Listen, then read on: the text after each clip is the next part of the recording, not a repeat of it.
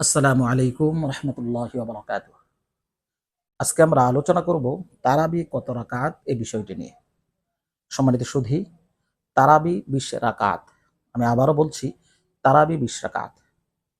ইমাম বুখারী রহমতুল্লাহি আলাইহি এর উস্তাদ ইমাম আবু বকর ইবনে শাইবা তিনি একটি কিতাব লিখেছেন।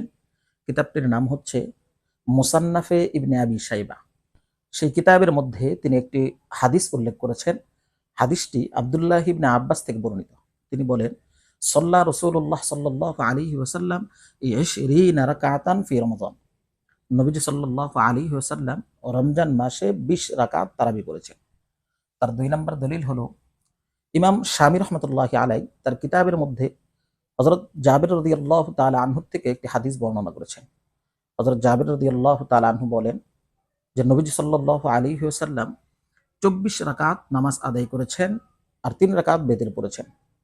অর্থাৎ 4 রাকাত ফরজ, 20 রাকাত তারাবি আর 3 রাকাত বেতির।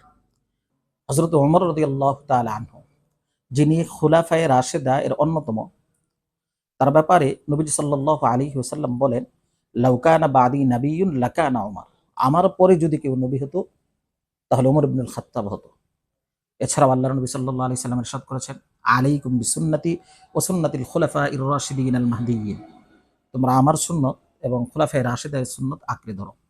সেই উমর রাদিয়াল্লাহু তাআলা আনহু 20 রাকাত তারাবি পড়তেন। সম্মানিত সুধী, 20 রাকাত তারাবি এটা আল্লাহর নবী থেকে প্রমাণিত।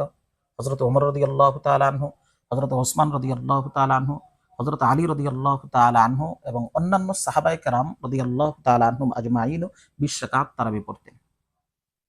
এবং 1400 বছর যাবৎ উম্মত ধারাবাহিকভাবে এই 20 রাকাত তারাবি পড়ে আসছে। তাই আমরা আসন্ন রমজানে 20 রাকাত তারাবি পড়ব।